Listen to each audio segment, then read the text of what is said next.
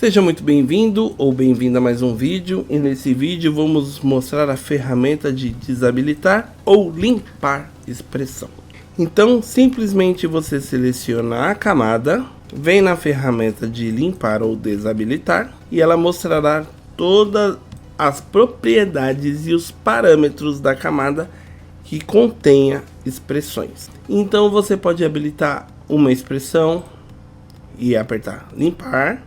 Ela vai dar uma mensagem e aí você pode observar que ela limpou, ou você pode simplesmente selecionando a camada, vem desabilitar, você pode selecionar todas e limpar, aí ela volta ao original também.